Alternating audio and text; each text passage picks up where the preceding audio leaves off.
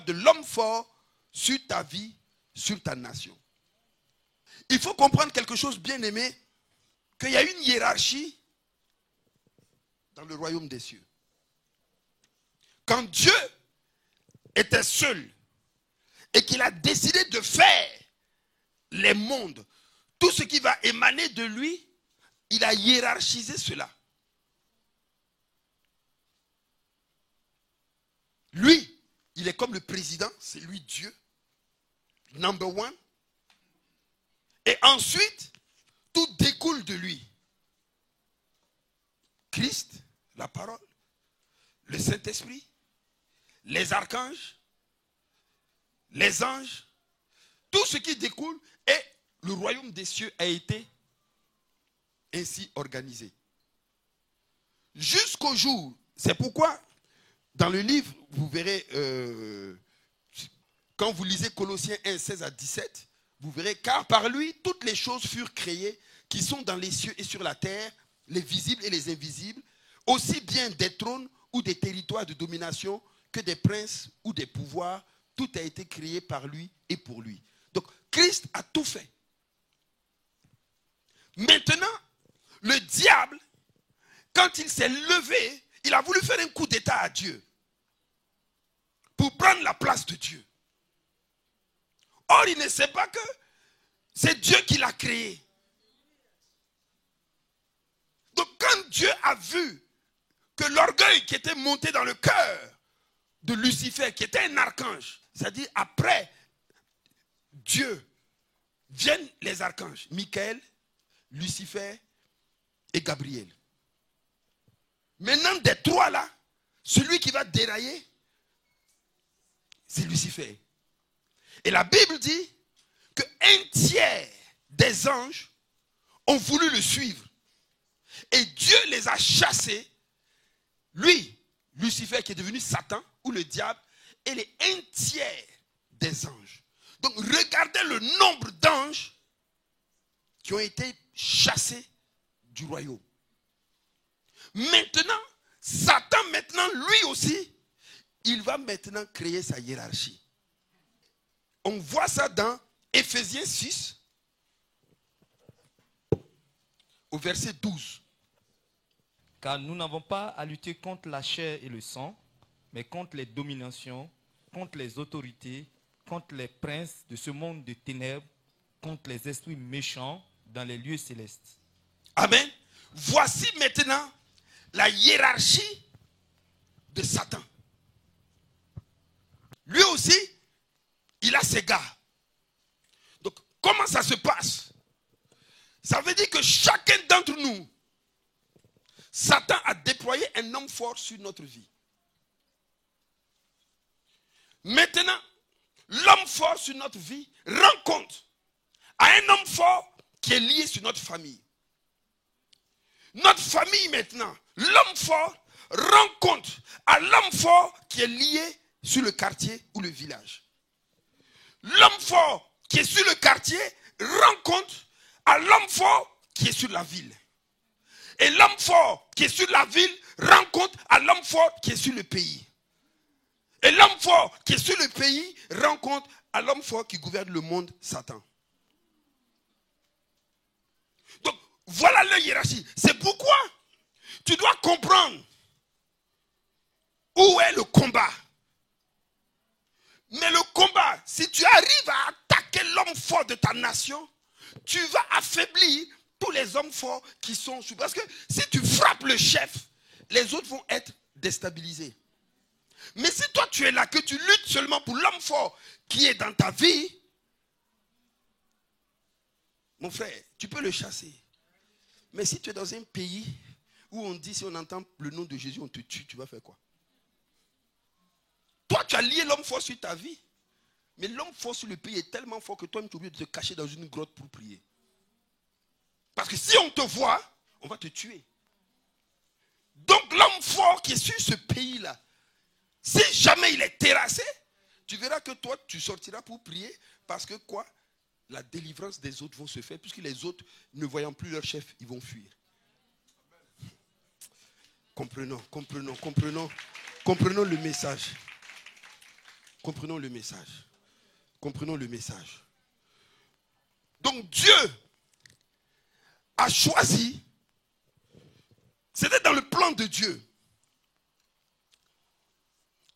Satan a réussi à faire chuter l'homme. Alors que Dieu voulait être le roi sur tous les hommes.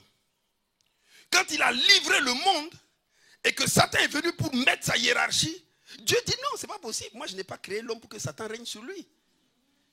L'homme m'appartient. Parce que l'homme est quoi? Il est ma demeure.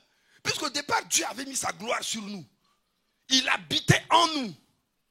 Maintenant, il dit, ok, Satan se croit plus malin, mais c'est moi Dieu qui ai créé toutes choses. Je vais gérer ça à ma manière. Donc, qu'est-ce que Dieu fait? Il laisse Satan agir, mais il attend un bon moment pour aller s'aimer une graine. Qui de cette graine va sortir un arbre. C'est-à-dire une nation auquel si toutes les nations se greffent, seront purifiées. Donc, il attend le bon moment et il appelle un homme, Abraham. Et Abraham, qui est le père de la foi, va être l'élément moteur pour créer la nation de Dieu. Il dit quitte. Abraham seul quitte. Abraham met Isaac. Isaac, 2 enfants. Ésaü, Jacob. Il dit, c'est Jacob. Jacob a 12 fils. Ces 12 fils deviennent les 12 tribus d'Israël. Dieu dit, voilà maintenant ma nation. Il est le Dieu de cette nation. Et toutes les nations païennes sont contrôlées par Satan. Mais Dieu sait que le fait qu'il a jeté une nation sainte au milieu des nations païennes, cette nation sainte, par le plan divin qu'il va envoyer Jésus-Christ, va amener les autres nations à se greffer à la nation d'Israël afin qu'ils puissent reconquérir le monde que Satan lui a fait perdre avec Adam. Alléluia. Alléluia. Donc Dieu maintenant connaît que derrière le trône d'Israël, c'est lui qui règne. Et derrière les trônes des autres nations, c'est Satan qui règne. Mais il sait qu'après la mort de Jésus-Christ, la donne va changer. Parce que maintenant, Dieu va pouvoir régner sur les trônes de plusieurs nations. Plus seulement sur une seule nation, mais sur plusieurs nations. Et maintenant, il va utiliser les hommes par le combat stratégique de la prière à renverser les trônes, à renverser les principautés, à renverser les autorités, à renverser les dominations, afin de lui installer son gouvernement, le gouvernement de Jésus-Christ.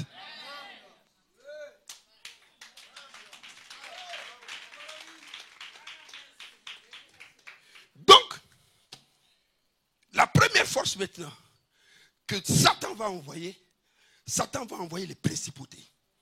On va voir c'est quoi les principautés. Les principautés. Les principautés, ce sont des esprits assignés aux nations et villes. Ils ont le pouvoir d'influencer les affaires des nations, des royaumes, et s'opposer au projet de Dieu dans ces nations ou ces royaumes. C'est ça les principautés. Donc, quand Dieu veut bénir une nation, ces principautés se lèvent là pour égarer la nation afin que le plan de Dieu ne puisse pas atteindre cette nation. Voilà la prière, pourquoi la prière de combat est importante. Regardez, quand Dieu m'a inspiré de mettre cette prière sur le mur, peut-être beaucoup ne m'ont pas compris. Mais je vais vous donner la révélation aujourd'hui. La Bible dit où là où 2 ou 3 sont assemblés, Dieu est là, non? Dieu dit, si un prie, il peut chasser 1000 démons. Si 2 se mettent ensemble, ils peuvent chasser 10 000. L'Esprit dit, toi, tu veux faire ta prière seul dans la chambre. Si tu la plaques sur le mur, je vais utiliser ton nom. C'est moi qui te l'ai donné ton nom. Les gens sont curieux de savoir c'est qui MC Claver, qu'est-ce qu'il raconte, un rappeur, quelqu'un quelque chose. En moins de 24 heures, il y a eu plus de 500 likes. Plus ceux qui ne likent pas, mais qui ont lu. Facebook. Plus de 200 ou 400 partages, commentés. Dieu dit, fais le calcul. Tous ces gens qui ont lu et qui ont dit Amen se sont joints à toi pour prier à l'Éternel. J'ai dit 1 chasse, 2 chasses, 3 chasses, 300 000, 4 chasses, 6 millions. 5 chasses près de 300 millions de démons. Combien vont chasser 5 000 personnes? L'esprit s'ouvre. Il dit, sans le savoir, cette prière, tu ne l'as pas faite toi seul. Je te l'ai inspiré. C'est comme si tu avais une église de 5 000 membres et plus, et que tu leur demandes d'élever la voix de proclamation par rapport à un problème. Donc vous étiez plus de 5 000 à élever la voix en cet instant pour votre nation. Si 1 chasse 1000, 2 chasse 10 000, 5 000 vont chasser combien? C'est la stratégie. Ce sont des stratégies de combat. Tout le monde n'a pas le même aura. Tout le monde n'a pas le même ça. Ça dit, Dieu révèle à quelqu'un quelque chose parce qu'il a un feeling et il va utiliser cette chose. Mais chacun joue un rôle particulier dans la chaîne de combat. Comprends-moi. Je ne dis pas que je suis le seul. Non. Mais il faille qu'il y ait des bougies dans une voiture pour que le moteur marche. Et le MCC sont les bougies peut-être d'un gros camion qu'est l'église du Burkina Faso. Il y a des courroies, il y a des batteries, il y a des, comment on appelle, des soupapes ailleurs, qui sont d'autres églises. Mais chacune joue un rôle là où il est très important dans la réussite du combat afin que le moteur marche, soit huilé et amène le pays à sa destination. Donc il ne faut pas que des gens accusent en disant non, le type il fait ça parce qu'il veut se montrer, il fait ça parce qu'il veut être orgueilleux. Non, ça n'a rien à voir, frère. Il faut accepter. C'est-à-dire le message que Dieu met en quelqu'un, l'acte qu'il pose, regarde ça, accepte-le et sois d'accord. Pourquoi? Parce que personne ne connaît Dieu à 1000%. Personne n'a jamais parlé avec Dieu. Écoutez, un homme de Dieu a dit, Dieu c'est comme un éléphant. Vous mettez 4 aveugles. Vous dites aux aveugles de toucher une partie de l'éléphant. Un va toucher la défense, l'autre va toucher la trompe, l'autre va toucher l'oreille, l'autre va toucher la queue. Demande à ces aveugles, comment est l'éléphant? L'autre va dire, l'éléphant est dur, mince et lisse. L'autre va dire, non, l'éléphant est plat et puis moelleux. L'autre va dire, non, l'éléphant est mince. Et puis tout le monde va dire, non, l'éléphant est gros, sa trompe est tout. Bon. Il va dire, les autres n'ont pas raison. C'est lui qui a raison. Mais en réalité, tous les 4 ont raison. Mais tous les 4 aussi ne doivent pas dénigrer l'autre. Parce que chacun connaît seulement une partie de Dieu, mais ne connaît pas Dieu en entier. Personne ne pourra connaître Dieu en entier dans ce monde. Parce que Dieu, il est insaisissable. Dieu, il est incontrôlable. Dieu est trop large. Dieu est trop puissant. Il est trop grand. Ce que tu connais de Dieu, là, contente-toi de ça. Mais ne critique pas ce que tu n'as pas vu, ce que tu n'as pas touché, ou où tu n'es pas allé. Ne critique pas. Mais tu ne connais pas Dieu. Personne ne peut saisir Dieu. Aucun homme ne peut dire, lui, il connaît Dieu de A à Z. L'alpha, l'oméga, toi, tu peux saisir ça. Ta tête est trop petite. Quelqu'un dit, il va saisir Dieu. Que lui, il va saisir Dieu. Et il est là sur la plage. Il est en train de réfléchir. Il me dit, je veux saisir. Aujourd'hui, là, je ne bouge pas de la plage si je n'ai pas saisi Dieu. Et puis, il est là. Il dit, Dieu, toi-même là, tu as créé toute chose, je veux saisir Dieu. Et tout en marchant, il tombe devant un petit garçon. Et le petit garçon est en train de creuser un trou dans le sable. Et il prenait une pelle, il mettait l'eau de la mer, et puis il met. Et le vieux lui demande, mais jeune homme, qu'est-ce que tu es en train de faire là? Il dit, monsieur, je suis en train de verser la mer dans le trou. Le vieux dit, mais petit, tu penses que toi tu peux verser la mer dans ce trou là? C'est pas possible. Il dit, oui, c'est comme toi. Tu ne pourras jamais mettre Dieu dans ta tête. Dieu venait de répondre à ce vieillard-là. Dans ta petite tête, tu veux mettre Dieu. C'est comme cet enfant qui veut mettre la main dans un petit trou de bois de la plage. C'est insensé. C'est insensé. Alléluia. Donc, ces principautés-là, qu'est-ce qu'elles font? Elles incitent les rois et les poussent à diriger avec de mauvaises lois. Quand ces principautés-là, l'homme fort qu'on dirige sur les nations, lui, il est à côté du roi. Et il l'inspire à prendre de mauvaises lois. Il faut voter le mariage homosexuel. Vote, vote, vote, vote, vote.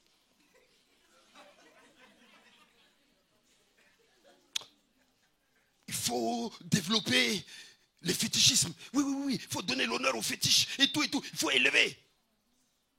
Et ils prennent des lois. Ils prennent des décrets. Vous comprenez? Écoutez-moi bien. Quand un président est nommé dans un pays, ce pays-là doit le respecter, oui ou non? La Bible dit quoi? Dans Romains 13, qu'il faut respecter les autres parce que c'est Dieu qui les a placés. Maintenant, lui, ce président qui est là-bas, va dans un trou noir voir un féticheur et se courber devant une statue. Vous savez ce qu'il fait? Il amène toute la nation devant la statue.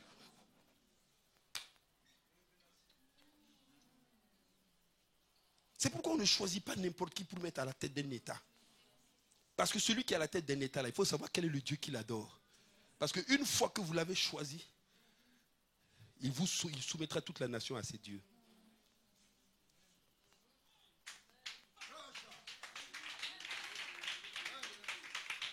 Parce que c'est lui qui a l'autorité. Donc où lui il rentre là, c'est toute la nation qui l'amène avec lui. Alors s'il est faux, il va accepter le faux. S'il est impudique, qu'il a 1000 femmes, tous ses collaborateurs auront 1000 femmes. S'il est détourneur, tous ceux qui travaillent derrière lui détourneront. S'il y a la corruption, lui, tout le monde sait, même jusqu'au plus petit niveau, même chez les cireurs, la corruption sera là-bas. Ça commence de leur chef. Parce que l'huile qui tombe sur la tête coule jusqu'aux pieds. Donc si cette huile est maudite, tout le peuple est maudit. Donc le rôle de la principauté là, c'est que la tête, une fois qu'il a réussi à ligoter ça, c'est terminé. Il sait que pour le peuple là, c'est facile de les avoir. Parce que quand les décisions sont prises, le peuple ne peut plus rien faire. Vous me suivez? Donc, regardez, Hitler, c'était un satanique. Les gens l'ont mis au pouvoir. Mais regardez ce qu'il a fait. Il a amené la guerre mondiale. Tué plus de 6 millions de juifs. C'était Satan qui était à l'œuvre au travers de son mandat. La nation russe, dans le communisme, où ils ont jeté Dieu en disant que non, la Bible est l'opium du peuple. C'est-à-dire c'est une drogue pour endormir les gens. Et ils ont écarté la Bible pour laisser les gens dans la chair. Et ils sont devenus des athées. Pour eux, Dieu n'existe pas. Après la mort, c'est le néant. Donc chacun vit maintenant comme il veut. C'est le travail des principautés.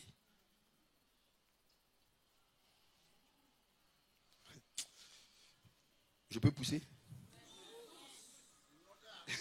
Je peux aller? Donc, l'homme fort où les décisions doivent être prises là, lui il travaille fort, fort, fort là-bas. Je vais vous raconter une histoire. Au Burkina, vous savez pourquoi on ne fête pas la Pentecôte? Le lundi de Pentecôte, ce n'est pas férié au Burkina. Dans tous les autres pays, c'est férié sauf au Burkina. Parce qu'une loi est passée à l'Assemblée. Et on dit qu'il y a trop de fêtes. On veut diminuer les fêtes. Et quand on est arrivé sur Pentecôte là, on dit, ah, les chrétiens ont trop de fêtes. Mais Pentecôte là même, c'est quoi? Et dans la salle, parmi les députés, il n'y avait aucun député qui s'est levé pour défendre les chrétiens, qui s'est levé pour défendre la cause des chrétiens. Aucun. Aucun. Aïe, aïe, c'est vrai, même d'ailleurs, même il y a. Aïe, aïe, jetez ça là. Pentecôte, la naissance de l'église. Quand le Saint-Esprit est descendu, dans toutes les nations, c'est férié, sauf au Burkina Faso. Parce qu'à ce moment, il n'y avait personne pour dire à celui qui était à la tête là, ne jouez pas avec le Saint-Esprit. Cette fête-là est une fête trop importante pour les chrétiens. Parce que c'est le jour où le Saint-Esprit là est descendu. Et ce jour-là, les chrétiens doivent le fêter parce que c'est plus important même que Noël. Noël n'est rien. C'est une fête païenne. Mais nous, on s'en sert pour évangéliser par rapport à une naissance. Mais jamais Jésus n'est né un 25 décembre. Est-ce que vous comprenez? C'est pourquoi nous devons avoir des hommes de Dieu, des enfants de Dieu, aux portes des décisions. Sinon, ce n'est pas bon. Daniel était avec Nebuchadnezzar, où il y avait un monde. Tu comprenais? Où les principautés là étaient contre. Le seul homme droit était Daniel. Lis-moi 2 Timothée 2, verset 2. 2 Timothée 2. C'est pour étayer ce que je dis. Verset 2 dit ceci. Et ce que tu as entendu de moi, en présence de beaucoup de témoins, confie-le à des hommes fidèles qui soient capables de l'enseigner aussi à d'autres. Donc, s'il n'y a pas d'homme droit, d'homme juste, comment ceux qui sont aux décisions pourront comprendre comment il faut agir pour amener le peuple dans la vérité? Vous voyez, le combat de Daniel, ça là, c'est une principauté qui était en train de vouloir détruire le plan de Daniel là où il était. Il y avait un combat. Daniel a été obligé de lui résister dans le jeûne, la prière. Il s'est mis à part, il a fait 21 jours. Mais quand il a eu à cœur de jeûner, Dieu a voulu l'exaucer. Mais les principautés sont venues dans le spirituel pour lutter. C'est pourquoi nous devons prier. C'est pourquoi nous devons proclamer. Pourquoi? Parce que si tu ne pries pas pour les autorités qui sont en place, Satan va les utiliser, les principautés là vont les utiliser contre toi. Si ça chauffe demain, peut-être que beaucoup vont perdre la foi. Les églises peuvent se remplir, mais quand ça chauffe, les églises peuvent se vider et beaucoup peuvent perdre la foi en disant non, Dieu n'existe, Dieu ne peut pas permettre ça. Nous on prie et puis regarde tout ce qui nous arrive. Et les gens ne prient plus. Et ta foi baisse. Et toi-même tu rentres dans le compromis et tout se gâte. Donc nous devons prier. Afin que Dieu utilise, même si la personne n'est pas chrétienne, tes prières peuvent influencer. Parce que c'est Dieu qui tient le cœur des rois dans la main et il l'incline comme il veut. C'est pourquoi quand c'est le choix de Dieu, que ce soit même un non-chrétien qui soit à la tête, il dit à l'église, priez pour lui. Afin qu'il ne soit pas contrôlé par les esprits méchants, par les principautés, mais qu'il soit contrôlé, même s'il ne le sait pas, par le Saint-Esprit.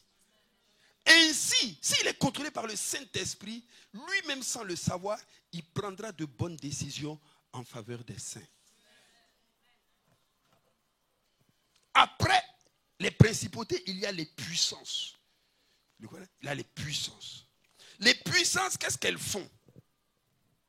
Une fois que la principauté a agi, la puissance met en marche le décret méchant qui a été lâché. Donc ces démons sont là maintenant pour exécuter les puissances là, ce qui a été proclamé. Est-ce que vous voyez? Voilà les puissances. On y va. On dit, elles exercent leurs autorités sur les décisions prises pour les nations. Donc, si l'homme fort n'est pas lié, voici ce qui va arriver. Donc, qu'est-ce qu'elles font, elles? Dans les gouvernements, là, elles influencent les structures de toute autorité dans les gouvernements et font la promotion du mal. Ils font la promotion du mal, la promotion de l'injustice.